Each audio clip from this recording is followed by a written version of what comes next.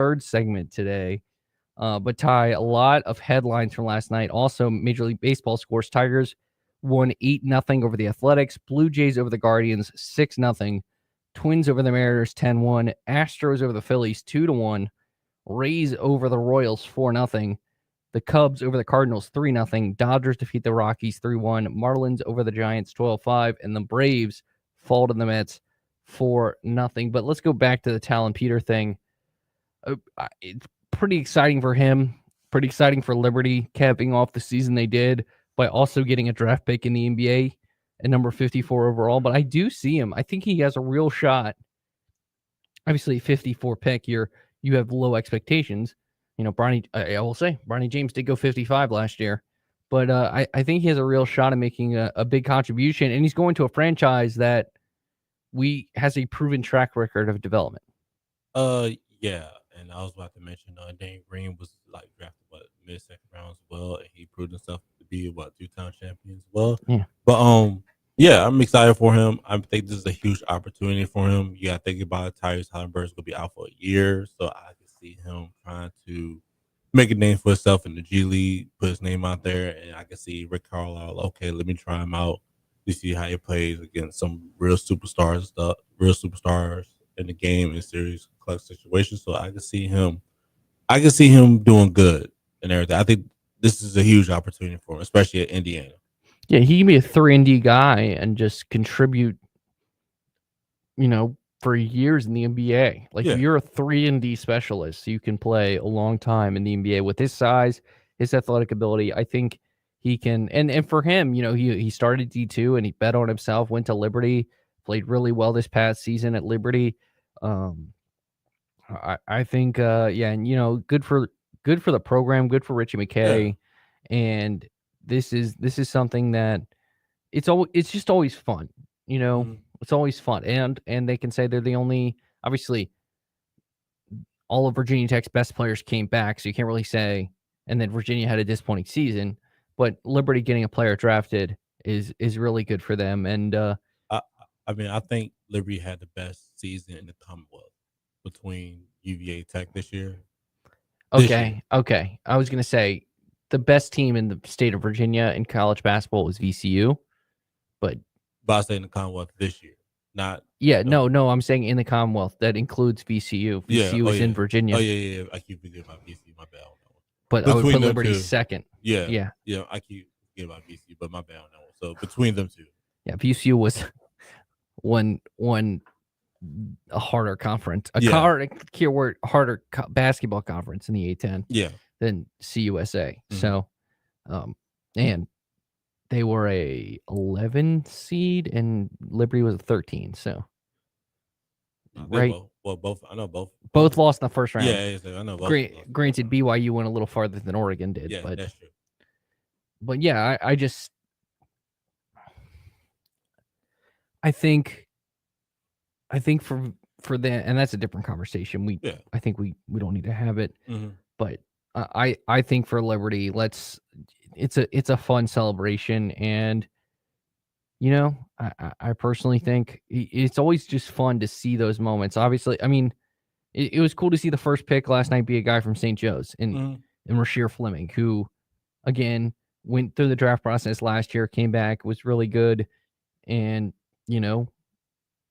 did that. It's just always fun. It's always fun. Yeah. But by the way, again, Rasheer Fleming was technically drafted by the Minnesota Timberwolves, but he's not going to play for the Minnesota Timberwolves. He can play for Phoenix Suns. Can we join this debate? We sort of did it yesterday. I seen the trades yesterday. We sort of, but we need to re-emphasize this. It's not the dumbest thing in sports because we're gonna have a Friday hypothetical that Ty's been begging me every week for. No, I'm just kidding. But he did suggest it, and we finally have time to do it this week. But the dumbest thing in the NBA, I don't know what they need to do.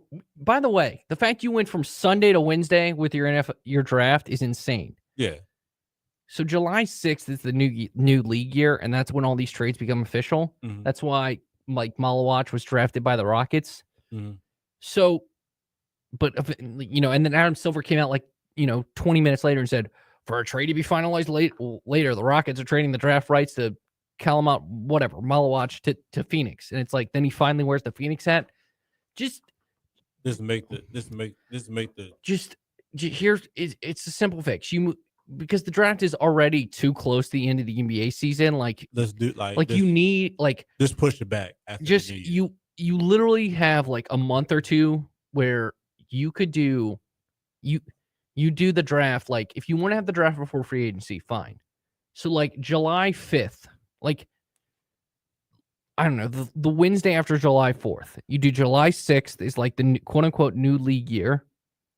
And then free agency starts like a week later, but before that you do the draft, or you just do the draft after free agency. Yeah. Like, baseball is dumb too, where they do it during their All-Star, like during the middle of the season. So does hockey, but like, at least for both of those, they have a minor league system, or the guy can go back to college, and still play for that team. Like, I think the player of the year in hockey like joined the team he got drafted by for the playoffs. So, but it's just, I hate it. I like, imagine in a hypothetical scenario, because again, we're dealing with Nico Harrison, the Maverick. Like, well, we do when they actually, that trade became when Jason Tatum got traded, it was Tatum and Fultz, the two picks got traded. They let it go through because they didn't want Adam Silver to say the Boston Celtics select Markelle Fultz, guard, out of Washington, and then the Sixers select Jason Tatum, forward, out of Duke, wherever he went to, and then they had to wear different hats, and then they just switched. Like, it's the dumbest thing, because spoiler alert, Derek Queen, not an Atlanta Hawk, Carter Bryant, not. And it also is like crazy because you literally have like Kobe Bryant, like, what his memories on draft night, he's wearing a Hornets hat. And so this is not an Adam Silver problem, but like every other league, if you do a draft trade, they just trade them in the thing. Yeah. Even if let's say it's kind of a simple thing, because like it's rarely a trade's getting rarely the Mark Williams situation happens where the trade gets like rejected after the fact. So even if you did something like you just let the draft picks trade happen, and at worst the guy goes back to the team that originally had it. By the way, the crazy part about the Malawach pick, you know who originally had what a pick technically that originally was? The Phoenix Suns. Because it was the Phoenix Suns who traded it to the Nets for Kevin Durant. And then the Nets traded it to the Rockets, so the Nets get their own picks back in the James Harden trade. And that's how the Rockets got the 10th overall pick, which was the Phoenix Suns. Yeah.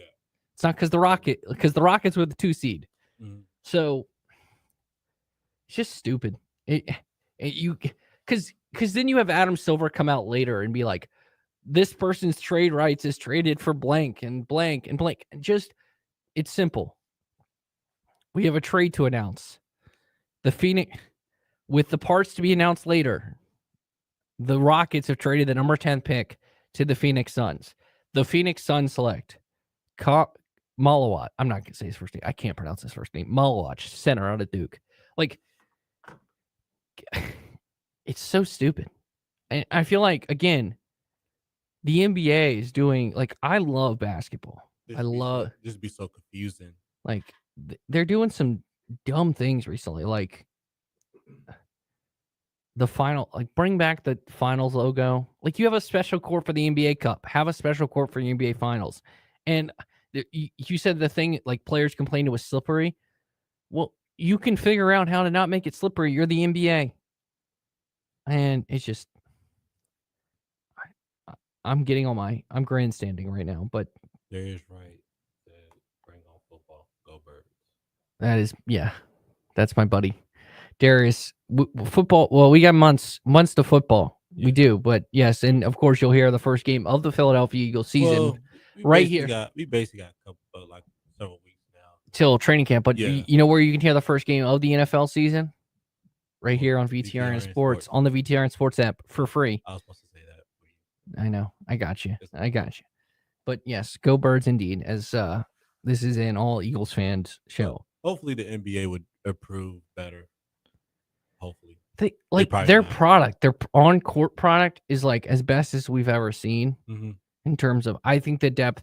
There's a reason they can have 2 expansion teams because I think the depth of the league. Yeah. Is like, for example, how good the depth of the league is. The number 3 overall pick in the NBA draft last year was Reed Shepherd, and he did not see the floor for the Houston Rockets because that's how deep the Houston Rockets were. Yeah. Now he will this year because they traded Jalen Green and they traded Dylan Brooks. They probably should have seen because they needed a better go-to scorer. But just to show, like, there's real depth in this league right now. So, all right. When we come back here, we got Today in Sports History and Friday Hypothetical. What ifs in the NBA Finals? Obviously, the Tyrese Halliburton thing falls into that case next here on the Morning Warm-Up. Mark Dalton here with Terry Volkswagen. Get ready to fall head over heels for the perfect VW SUV.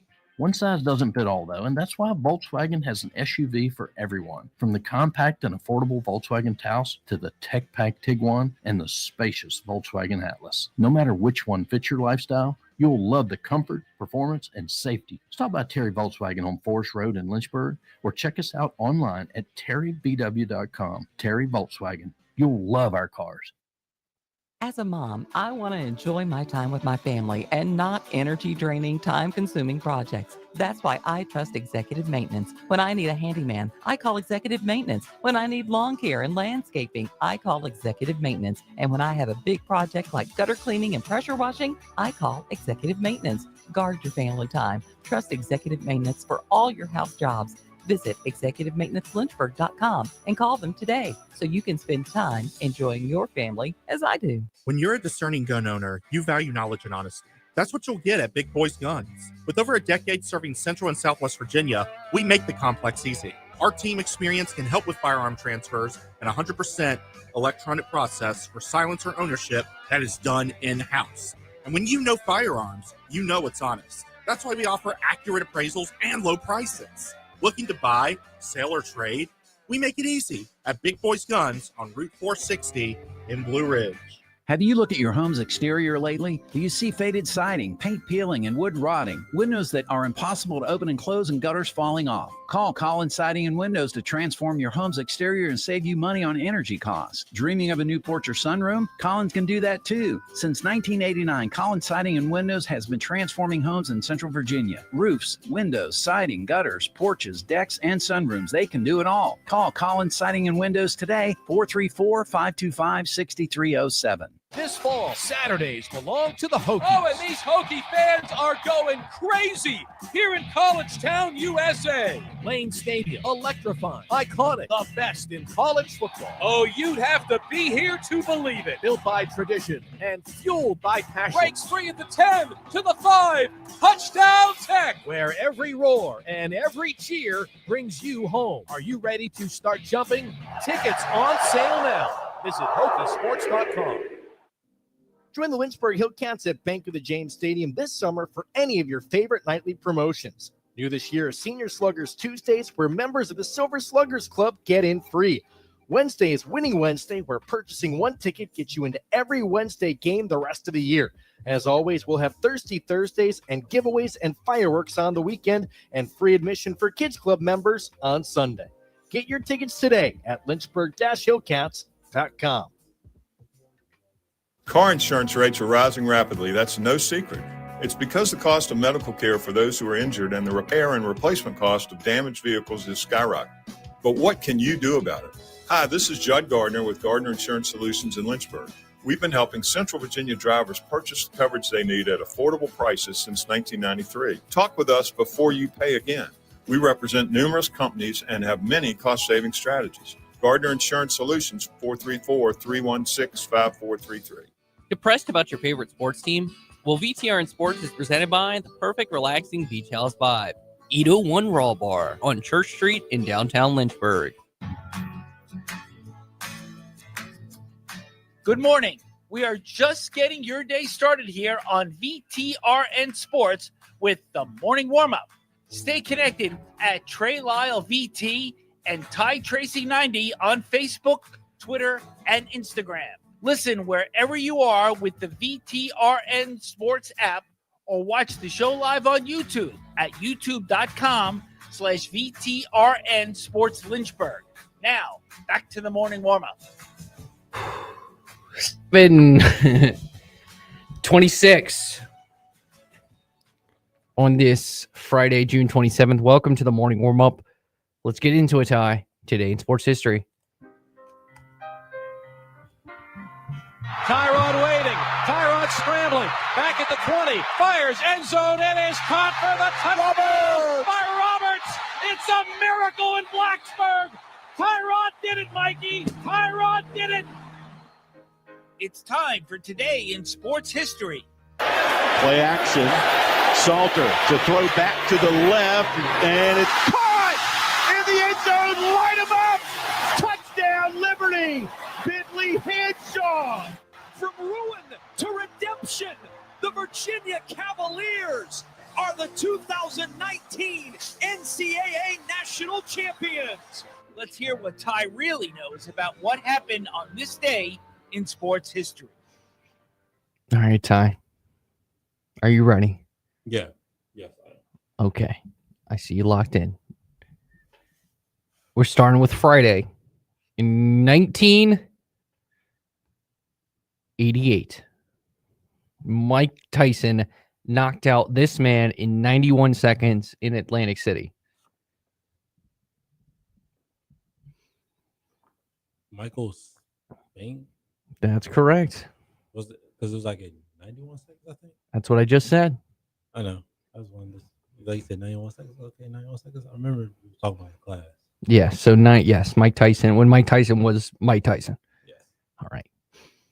This is, I hope you get this one. In 2001, Glenn Academy's center, this man went number 1 overall by the Washington Wizards. I wish I had the sounder. I wish you had that sound by. I can do it. Oh my God, Kwame Brown. They gave up Kwame Brown. This man He was a bona fide scrub. I'm sorry. He's got small hands. He can't shoot. He can't play. He can't play. They gave up Kwame Brown. Oh my God, that's what I love about Stephen A. That's when he was good. Now he's Awful Announcing put out like America Needs a Vacation from Stephen A. Smith, and I quote tweeted it, and I was like, yes, please. But that was when he was good. That was his first run to ESPN. By the way, speaking of draft bust, in 2013, UNLV power forward, this man went number 1 overall by the Cleveland Cavaliers. Even worse than Kwame Brown. At least Kwame Brown played multiple years in the NBA. Anthony Bennett. Did he even start? He did. He did. I think Anthony Bennett is the worst number 1 pick of all time. Oh my God. By the way, Anthony Bennett played 151 games. Wow. That's it. And averaged 4 points. And was the number 1 pick. I thought the NFL first round players that be bust was bad, but NBA. Hey, you know what's the funniest part? Crazy. He was also part of the Kevin Durant, or not the Kevin Love trade. Him and Andrew Wiggins. See, that's all I couldn't remember. I thought it was Deion Waiters for some reason. That's what I kept thinking of. I was like, was it him or Deion Waiters? No, Deion Waiters just thought he could play better than LeBron James, and quickly got moved off that Cavs team. Oh man! So Cleveland has some crazy picks. Oh, here we go.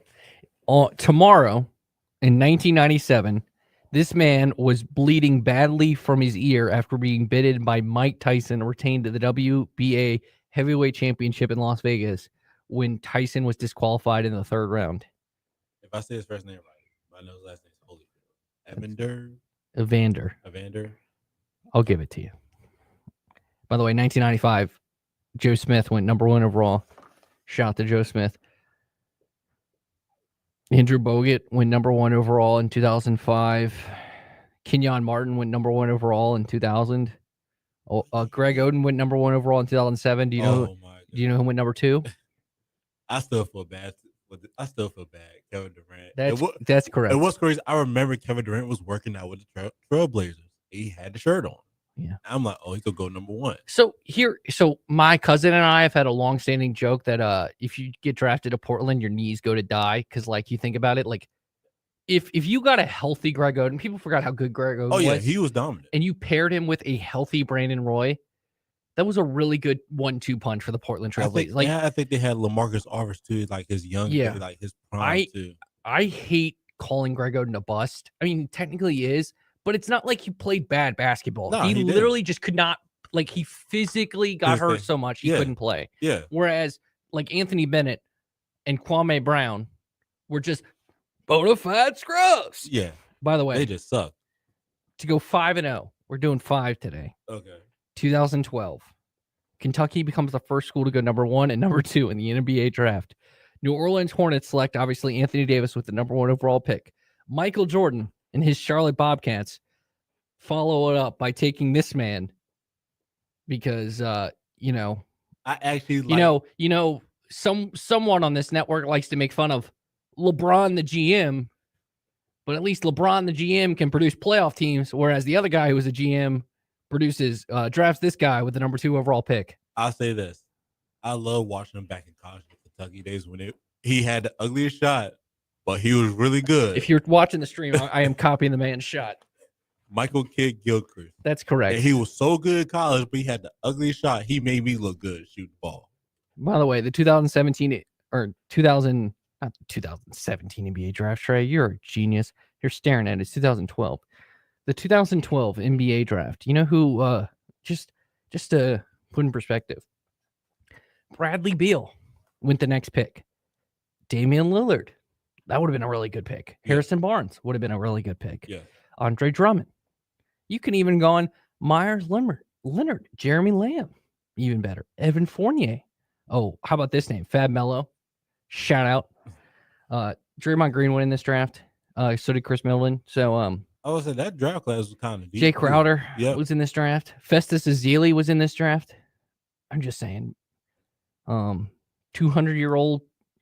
It's just, yeah. So for someone who likes to make fun of LeBron, the GM, Ed Lane, I don't know. I'm pretty sure LeBron James wouldn't draft Michael Kidd Gilchrist with the number 2 overall pick. Yeah. So there you have it. By the way, Diego Germán threw a perfect game this 2 years ago. Shout out to Diego Germán. Just saying. All right. Let's get to it. Friday hypothetical. Speaking of LeBron James, I bet he lands his place on this list. It's Friday, gotta get down on Friday. Everybody's looking forward to the weekend. Happy Friday, everyone. The mind is a powerful thing at the end of a long week. Come on, think.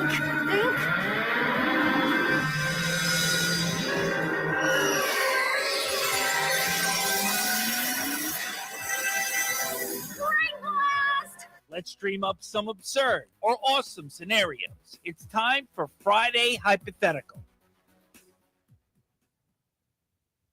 All right, Ty. You wanted to do this. Biggest what ifs in NBA Finals history. I think the Tyrese Haliburton Game 7 injury. I don't know if it's the biggest, but it will be in the conversation. I think as years come along. Yeah. Because of his start. Granted, it's gonna be hard because the Thunder were ultimately the best team all season. But I think it belongs in the conversation. Yeah. Definitely. But I think the number 1 on this list, and I don't know about you, is if there's 2. Okay. On that shot he made, Michael Jordan, he did commit a charge. People forget that. Which, by the way, shout out to the Utah Jazz. I think their Wi-Fi password is still Jordan pushed off for media members. So if they called that, they lose that finals, and then maybe this bull crap that it would have forced a Game 7. Yeah. So they still could have won. Mm-hmm. But I deal with Ed on that one now. But I think ultimately, what if Ray Allen? I think if Ray Allen doesn't hit that shot, the Heat blow it up. Yeah. Which they did 2 years later. Mm-hmm. And I don't know what happens, but maybe that allows LeBron to stay longer on the Heat. But I think the Ray Allen shot's a pretty big one. Yeah, I agree with you. Ray Allen's was biggest shot in his career that really helped the Heat to secure Game 6, I think, was it? Yes, and it forced a Game 7, and then they dominated Game 7. Yes, and honestly, that's a big what if. Tyrese Halliburton, what if? I'll say my biggest what if like Draymond doesn't get suspended in 2016. Yeah, that one. But you could flip that around in the year before. What if Kevin Love and Kyrie Irving are healthy? Mm-hmm. I think the Cavs win that finals because I think they were better in 2015 and the Warriors were better in 2016. Mm-hmm. But obviously, my biggest Warriors won 2015. Go ahead, sorry. Oh, sorry. No. I didn't mean it. No, I was just saying the Cavs are better in 2015. The Warriors better in 2016. Oh, yeah, definitely. I definitely agree with you on that one. My biggest what if Kobe and Shaq stayed and they actually beat Tim Duncan? Oh, that fourth year? Yeah. Yeah. It's not a bad one. And what if what if the Celtics beat Kobe in 2010? Ooh. I think that would only change the Kobe Shaq thing. Yeah. Because I don't think, to me, I get people. I think there's an affinity with Kobe Bryant because he's Kobe Bryant. Yeah. And I love Kobe. Kobe's, Kobe is Kobe. Yeah. But he's not, I would never put Kobe in the GOAT debate. Or at least the top two. Because I think he's better than LeBron James. I think LeBron is a better basketball player. And I think Michael Jordan. And Kobe is just a copy of this Michael sounds Jordan. bad. This sounds bad Just a because copy of Michael rest Jordan. in peace, Kobe Bryant, but he's a lesser version of Michael Jordan. He is. I mean, that's I was like, I don't got nothing to say. Right? I mean, he literally admitted it. He's like, I copied Michael Jordan. Yeah, he did. And So he was still part of one of the greats, but you can't argue about it. I mean, you can argue about that too. As well. But, you ready to hear something crazy? Yeah. I have Kobe. It's still in my top 10. It's still dumb. I think Jordan. I think LeBron's the best, and I still think it's a dumb. I still think they're dumb arguments because, I think the group chat about to be blown up with edit. So why do you think he's on vacation? So hopefully he's not listening. We've been over this. We've had a healthy debate on it multiple times. But it's a lot of what else it'd be like in the NBA. If the Pistons drafted Melo, That's my biggest what if right there. I think they probably went back to back. I think D-Wade would not won his first championship. Yeah. Another crazy one is Tim Duncan almost ended up on the Magic. I was about to say that. Tracy McGrady and Green Hill. Now think about that duo. You had Doc Rivers as your coach. Do you really think you can see them win with 2 championships together or 1? At least 1. You have Tim Duncan, who's the greatest power forward of all time. Yes. I mean, technically, Tracy McGrady and Tim Duncan won a championship together because T-Mac was one of those Spurs teams. He was in 2014? Yeah. I don't know what year. It had been 2014. It had to be 2014. You're right. He was on the 13 Spurs. My bad. Oh, wow. I'm thinking of Steven Jackson. Oh. So. I never knew that. I never knew that the whole time he was on that team. Yeah. I mean, if the Trailblazers drafted Michael Jordan, that's a good what if. Bill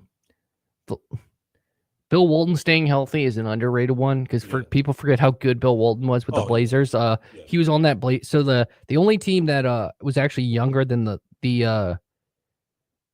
OKC was the 1977 Portland Trailblazers that won the title. Mm-hmm. People forget, rest in peace, Bill Walton, and he has a big what if NBA career. But he was he was the guy who obviously replaced Kareem at UCLA, but he was he was a ridiculously good basketball player. Oh yeah, definitely. From the center position. Yes. Amazing. So, are we missing any? I think if we forgot, and I will stand by this to the day I die. It's part of the reason why I think Kawhi is overrated. Mm-hmm. Still believe that. Yeah. Still believe Kawhi Leonard is an overrated basketball player. He does not belong in the best player of the world conversation. Mm-hmm. In 2019, he was 1 inch from losing the Eastern Conference Finals. And if Kevin Durant doesn't tear his Achilles, and I know injuries, and I'm not here to say the Raptors didn't deserve that championship because Ty Tom Haverstraw of Yahoo like put out an article of like, yes, the Thunder, like he put an asterisk next to every NBA championship, and I hate that argument. The Raptors, like, Got lucky. it's two-part. Like, you use context, but you don't say they didn't deserve to me, people putting a bubble in the asterisk on the bubble championship. It's like, okay, well, every team dealt with the same exact conditions, so you could argue it was even harder to win because they didn't even have home court advantage. Yeah. Like, it's a dumb argument. My point being, though, if there is no doubt in my mind that if the Warriors were healthy, despite their issues, if they had Durant and maybe Klay Thompson, they win that finals. Yeah. They win that finals. Mm-hmm. And Kawhi was great that postseason, but I'll say this, and you can say I'm wrong or not. I think Siakam had a better performance than Kawhi in the finals.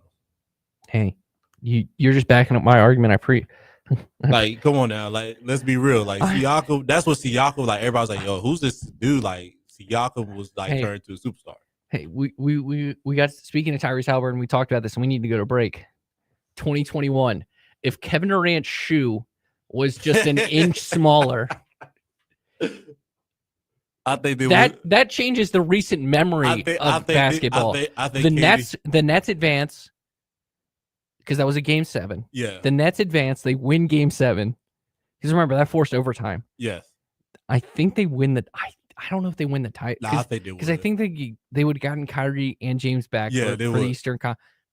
They might have won the title. Yeah, they will win the title. They'll have Phoenix. That Phoenix team was really good. I just think Giannis just became superhuman in that finals, and that's what I mean. It's me going out on a limb speaking. The guy got 50 points in the final in the 50 piece. Not 49, not 51, 50. But yeah, that's it. But it also like it sets up the fact that like Harden wanted out, he gets traded to Philadelphia. It sets us up. Kevin Durant wanting out, getting traded to Phoenix, and then obviously Kyrie getting traded to Dallas. And then that sets up maybe Luka doesn't get traded because then the Mavs don't have Kyrie, and Nico Harrison is delusional and thinking Kyrie Irving is on the same level as Luka Doncic, and that whatever. Just saying. But we got to go to break. But what if the Rockets beat the Warriors and win the championship when Harden does CP3? Yeah, but you can't say what if a guy just sucks in big moments. All right. When we come back, John Newby, Savage Ventures, joins us to talk NASCAR. A lot of fun headlines. And the in-season challenge is here. We'll talk about that next year on the Morning Warm-Up. Car insurance rates are rising rapidly. That's no secret. It's because the cost of medical care for those who are injured and the repair and replacement cost of damaged vehicles is skyrocketing. But what can you do about it? Hi, this is Judd Gardner with Gardner Insurance Solutions in Lynchburg. We've been helping Central Virginia drivers purchase the coverage they need at affordable prices since 1993. Talk with us before you pay again. We represent numerous companies and have many cost-saving strategies. Gardner Insurance Solutions, 434-316-5433. Big Boys Guns can thankfully say we serve Central and Southwest Virginia as we've done for over a decade. We've learned some people know exactly what they want, while some prefer a helping hand. That's why our staff won't judge your knowledge. We're just excited to greet you and help you in finding that perfect firearm or accessory, because everyone is at a different stage of responsible gun ownership. Our advice is free, and we even have concealed carry classes. When you're ready for responsible gun ownership, come see us. Big Boys Guns on Route 460 in Blue Ridge. Do you know what a cold climate heat pump is? They're a new generation of heat pumps from Tara Lee Mosley that provide substantially more heat than traditional heat pumps, even when it's 5 degrees outside. This means your electrical auxiliary heat runs less, saving you big time on your electric bill. And with the recent spikes in electric utility rates, that's crucial. Plus, these new heat pumps qualify you for a $2,000 federal tax credit. Contact Tara Lee Mosley for more info on the new cold climate heat pumps. Your home is more than just walls and windows. It's where life happens. And at Right Choice Construction, we get that. We're not just builders. We're fathers, mothers, neighbors, just like you.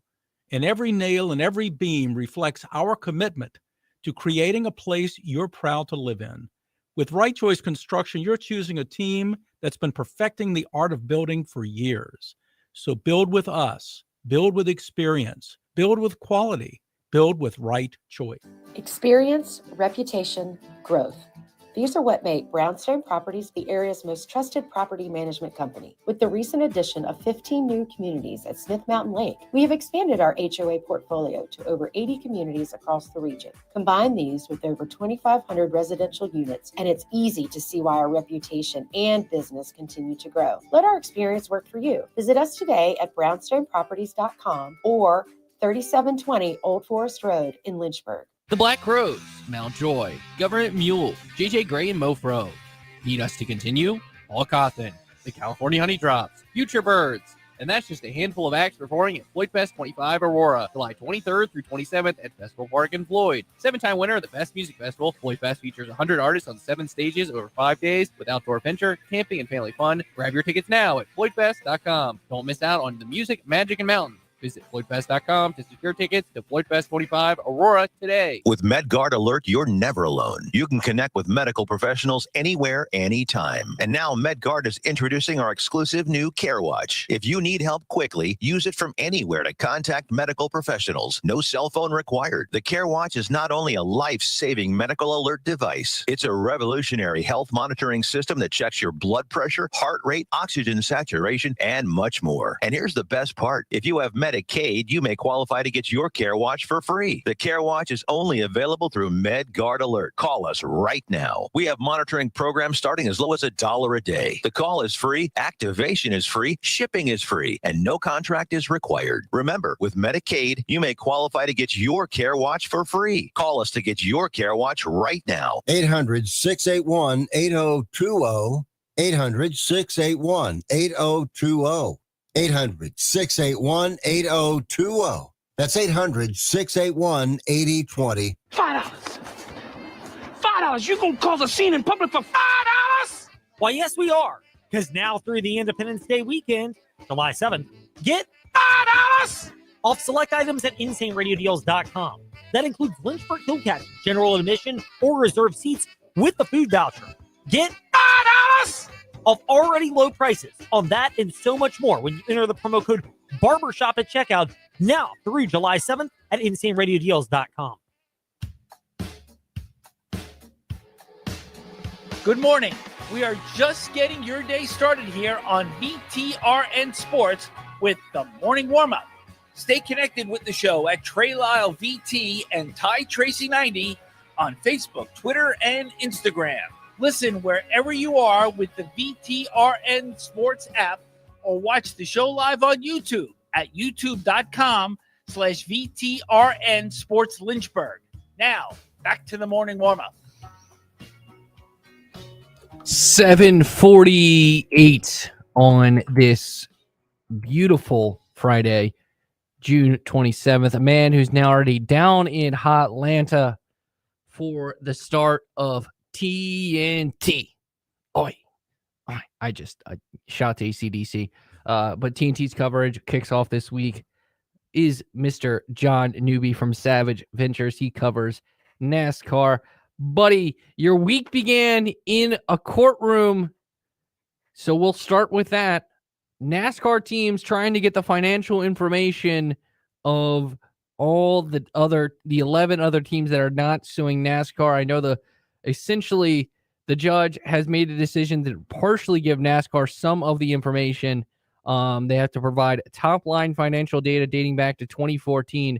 What do you think this ultimately means in terms of this lawsuit? And I know based off of your reporting, the reporting around this, that the judge just really wants them to settle at this point. Do you think that ultimately is where it ends up? That's a very good question, because every lawyer I've talked to after these hearings says that they're willing to settle, but NASCAR has specifically said, hey, we're not rewriting the charter agreement. Sure, we'll do mediation, but that's a big emphasis on the but. So at this point, honestly, it seems possible that it will go to trial. There's still people who keep thinking that it'll end up at settlement just because no one wants some of those financial numbers coming out, but it's really just playing the waiting game at this point. And then in answer to your other question about the financial data, it's a fascinating part because this is more of a win for the teams not involved in the lawsuit, because they specifically said they would be willing to provide this very anonymized data so that they can protect their interests as far as, not showing if like Joe Gibbs Racing gets more financial support from Toyota than Legacy Motor Club, as an example, something like that. They don't want to, show how much they're paying crew chiefs, engineers, all these very smart people who make the cars faster. And they also don't want to show which drivers are getting paid what from which sponsors or through their actual team contracts. Because they said like all of these dollars and cents amount to those just, tenths of a second on a racetrack, and how some of them are able to maintain advantages over others. Whereas, NASCAR argued that they need all of that very specific data about very specific sponsors, because there was an allegation from 2311 and Front Row that, it takes $18 million per year to operate one car. And they said they need to show what goes into that as far as operating costs with sponsorships, drivers, engineers, all of that stuff. But the really funny takeaway from that conversation was the lawyer who spoke for all of these non-lawsuit teams. It's Christopher Bell's lawyer, who represents a couple teams as well, but he was basically the main spokesperson during the hearing. He said, hey, 2311 and Front Row never asked us for this financial data. They don't need it to, prove that NASCAR is a monopoly. So NASCAR doesn't need this financial data to defend itself from that lawsuit. Pretty fascinating indeed. With this lawsuit, obviously it's dragging on, and we're going to talk sort of about another lawsuit in a matter of moments. Do you get the sense that ultimately this will end up getting settled, or do you think that since NASCAR is so stuck in their ways in terms of not changing the charter agreement, that this will eventually at least start with a court proceeding in terms of like the actual trial? I would lean more towards it starting with a court proceeding, which, I'm all for, because this judge is a blast to watch in court. He's hilarious. But personal preferences aside, I think that it will start in court and then there will be a settlement, just because how private NASCAR has been throughout its history about all of this different data it does not want the public to know about. And I can't see them wanting to have any of this data put in front of a jury. There you have it. John Newby here, joining us here on the morning warm-up at John Newby _, from Savage Ventures. Looking back one more time before we look ahead to the in-season challenge and TNT, Prime wrapped up their 5-race broadcast, and I get the sense, and I feel like you'd feel the same, that I've never felt someone get more positive feedback than Prime did. Your overall thoughts? I know you tweeted out some praise for them after their final broadcast at Pocono. Your overall thoughts on Prime and just what they kind of injected into NASCAR these last 5 weeks? They nailed it, because if you look at just the different voices they had, I know Corey LaJoie, sorry. I know some fans love him, some fans don't. But the man knows who he talks about when he's talking about the Gen 7 car and how it handles stuff. Then you have Carl Edwards, who is universally loved, and then he knows a ton about just the sport in general. Same with Danielle Trotta. And then you go to the booth, people love Dale Jr., people love Steve Letarte. I think Adam Alexander is a great play-by-play man for all of these different series he handles. I think that they brought an incredible dynamic and chemistry in the booth and on the studio shows that was fun. And then you add in all just the different extra stuff they did, huge sections of racing where there were just no commercials at all, because they can do that because they're a streaming platform. They have that advantage. Then you had unedited radio from Carson Hocevar, which is just a little thing, but sometimes people just laugh when they hear an F-bomb on the broadcast. And then you had my favorite part as both a fan and a rider, is just they had a seemingly never-ending post-race show where they would talk to anybody. Did not matter where they finished. Be like, hey, you finished 15th, but you did okay earlier in the race. Come up on the booth. We'll talk to you. They talk to the winners. They talk to the top 5. They talk to the top 10. And they just got all this different extra information you normally do not get if you're not at the track running up and down pit road trying to talk to these drivers in person. And I think it provides so much more access for the fans who, they don't get to hear what Brad Keselowski thinks after he had a car that was capable of winning, but the team made mistakes and they ended up getting, stuck on the short end of the stick of a caution, and they don't get the finish that they thought they deserved. You get to hear all of these different comments from them, as well as, the emotions after the race. I have no complaints at all. Like, Sure, the puppet thing was a little odd during the pre-race show, but everything else I thought was incredible. Hey, who doesn't love some puppets, man? What are you talking about? Looking ahead to this week, obviously, the good news is TNT is keeping, obviously they keep the booth, they keep some of the studio talent. They do also, like Prime, have the same ability to go long in terms of they're going to be streaming on Max, so they can always just, and TNT also, if you want to compare, it does have a history of willing to let its post-race show go long. I mean, obviously, they have the greatest post-game thing we've ever seen inside the NBA. So do you have faith that TNT, because they are also sort of the new guys on the block, are going to kind of take what Prime did and keep it going to some degree? I think the key word that you said is to some degree, because I think that they'll definitely take a lot of the things that were successful, because, a lot of the same production people, like you said, the same booth. Daniel Trotter will be on pit road instead of hosting a studio show, because that way Shannon Spake will take over the studio show. I think that they'll have a lot of these same elements that made it successful. The part that I think that is not enjoyable for the fans will be they won't be able to provide so much racing coverage without commercial breaks, just because they are networks.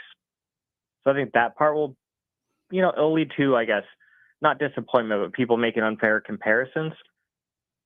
But I do love the point that you brought up about the Max streaming option. That could be a home for a very long post-race show, sort of like how NBC Sports did that with Peacock the last couple of years. Because that way people could at least, tune in if they have that subscription and get more expanded thoughts from drivers and people. Maybe some crew chiefs might show up. So I think there is optimism about what they can provide.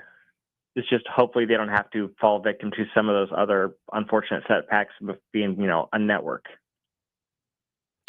John Newby with us at John Newby _ senior writer for Savage Ventures, covering NASCAR and auto news as a whole. Speaking of TNT, the big part is that they're doing the in-season challenge, as it has to be called. I don't know why it can't be called a tournament, because it is a tournament. But you picked Chase Elliott to win the whole thing. We have a similar finalist, as both of us have Chris Buescher in our finals. I have Denny Hamlin beating Chris Buescher in that. But you were able to talk to drivers these past couple of weeks. Where would you gauge their excitement level for this in-season challenge? And then comparatively, what is your excitement level as we head into these first-round matchups? Well, in terms of excitement level, there's no comparison, because I'm fired up about it, and I love the fact that they're throwing in this random extra thing that I can track as a different storyline, because, some races, sometimes they're snoozers, but now this time you have, hey, what's happening in the bracket challenge? Is there going to be an upset because, Ty Dillon's going off against Denny Hamlin or something like that? I think that part will be so much fun to watch. That'll add a little bit extra juice for me anyway. The drivers have been real odd about it, because I don't know if it's feigned ignorance or if it's actual ignorance, but they are all acting, minus Denny Hamlin, they're all acting like they don't know anything about it, how the brackets work, how the matchups work, if there's even prize money at the end of it. And of course, then they throw out the standard line of, hey, it's not going to change how we race each other or anything like this, because we're just going for wins anyway. But that's the part I can't put my finger on. I can't tell if all of this is just fake and that they're just playing the long game, or if they actually just don't know and don't care. We're here with John Newby on WVGM W227PG Timberlake, 1320 AM, WVGM Lynchburg, WMNA Gretna Southside, VTR and Sports. So we're going in a little bit over time today here with John Newby, because we have a lot to talk about in the NASCAR world. So you picked Chase Elliott to win the whole thing. Why was that? And what is going to be your favorite part of seeing these matchups? Do you think they picked the right set of tracks to start this at, obviously Atlanta, where mayhem could happen and anyone could beat anyone? I think from a storyline perspective, they chose the right tracks, just because Atlanta's chaos. And then after that, you immediately have you have a street course and then a road course. And then after that, you have, Dover, which is just a random concrete track, which I love, but some people don't. And then you have the Brickyard, where they only have one race in the next gen car. So you're sitting there trying to figure out who's going to perform well there. And then the reason I chose Chase Elliott comes down to some previous matchups. I said he'll survive Atlanta because he's won here in the Gen 7 car. Overall, he's good at this track. But then I said that, Denny Hamlin beat Ty Dillon, but then Denny Hamlin would lose to Daniel Suarez in Chicago because Suarez has better, or either Chicago or Sonoma. I don't remember exactly which way that bracket plays out. Because just, the different road course acumen, different road course success, all of that stuff. Okay, so I said Suarez would beat Hamlin in Sonoma. And then if you look at the Dover stats, Suarez would go up against Chase Elliott. Chase has 2 wins there. Suarez has 1 top 10 finish from very early in his career. So it's pretty easy to choose Chase Elliott. And then, that final matchup, like you said, Chris Buescher, that was basically just kind of a flip of a coin since they only have 1 track or 1 Gen 7 race at the Brickyard. He finished better than Chris Buescher last year, and he's been more consistent overall this year, so I just leaned in his direction. But honestly, I would not be surprised if Buescher won that as well. Final question here for you, John. TJ Persher has agreed to bought Rick Rowe Racing. Obviously, will not get that second charter till 2027. Obviously, we still have a pending lawsuit between Rick Ware and Legacy Motor Club, but it appears that he must have some legal clarity in terms of if he's, to buy this team. What do you think it means for a guy who obviously has been in the middle of a lot of these deals with his time at Spire, obviously sold his share into Spire a few years ago to TWG Motorsports, Dan Taurus, who obviously owns the F1 team, owns Andretti, obviously also part of the bigger group that just bought the Lakers.